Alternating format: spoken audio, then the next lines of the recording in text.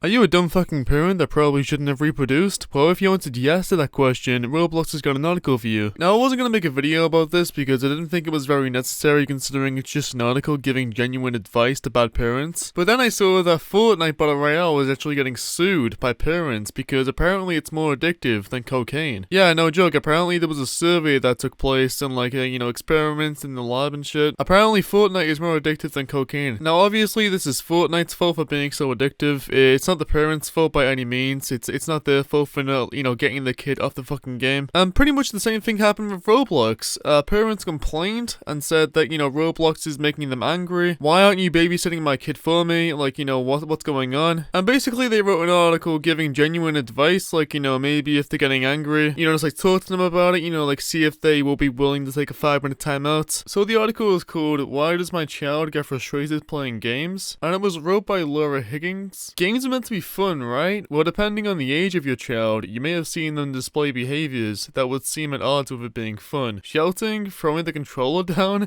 and even growling in frustration. Surely this can't be healthy. Playing games online is no different from playing in a park, where kids will experience lots of different emotions during one play session. Most things with a competitive aspect can lead to brief feelings of anger, but also the desire to try harder next time, and to beat that opponent. Think about the passion displayed by top sports people like Serena Williams and Cristiano Ronaldo. So I'm gonna stop the article right there. It's comparing Roblox to playing in a park. I don't know about you guys, but whenever I play a game online, I feel quite different when I play in a park. It's saying that there's a competitive aspect to playing in a park. I don't know what's so competitive about playing inside of a fucking park. You literally just play in the park. You may go on the swings, swim back and forth a little bit, you may go on the seesaw, you may go on the climbing frame. I don't know what's so competitive about seesawing.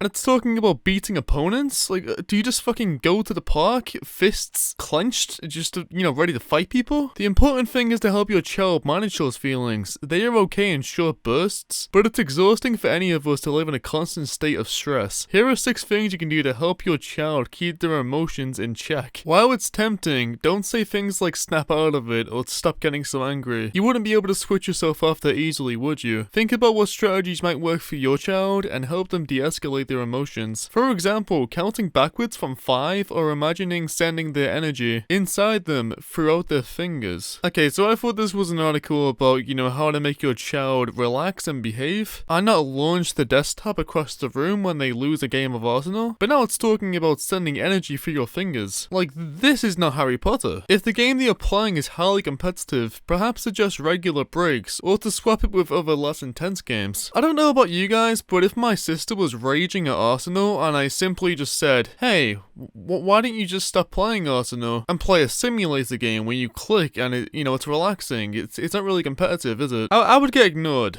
Basically. Because one, that's a very fucking stupid thing to suggest. If I myself were grinding on a game to unlock a certain vehicle instead of a racing game, for example, and somebody came into my room and suggested that I start playing Royale High, I don't know if that would really help me. Set limits on what is allowed. Every child is different, and for some, a quick flash of frustration when they lose a match is fine. However, if it goes on for a sustained period or happens every time they lose, this may need managing. Don't wait for their anger to become problematic. Okay, so the issue there is that your kid fucking sucks at games. Nah, I'm just kidding, but, if they lose every time, then maybe they just fucking suck at games. But why not bring them up in a way to, let them know that what they're playing is a game. It is virtual, It isn't real life. I don't know why so many kids these days, and I sound like a fucking old person saying this, get this pissed off at games. And, I say I don't know, but I absolutely do, because parents give them games and expect the game to bring up their child. I remember playing a lot of Modern Warfare 2 on the Xbox 360, and I can tell you right now, if anybody let their child, get brought up by Modern Warfare 2, and I'm talking about the multiplayer community, every single lobby is just full of toxicity, everybody saying that they fucked each other's mums, which was absolutely hilarious. I loved that as a kid. But more often than not, a lot of the people that, play those kinds of games of toxic communities and have no connection to the outside world, they go to school, come home and then play Modern Warfare 2 every single day, and it's just school, sleep, Modern Warfare 2, school, sleep, Modern Warfare 2. Their parents don't give a fuck, they're in the front room watching TV and smoking. That is just genuine child abuse, or child neglect. And then the parents are sitting sitting there wondering why their child is such an asshole when it grows up, because it simply does not know better. Talk to them about appropriate games for their abilities. If they are playing games that are designed for more experienced players, it could be that they are trying to play something that they just aren't ready for. It's also helpful to acknowledge that practice makes perfect. Maybe let them get really good at a slightly more simple game, with the premise that if they reach a certain standard, then they can start easing into the next level up. I have no idea what's going on here, like easing into the next level up.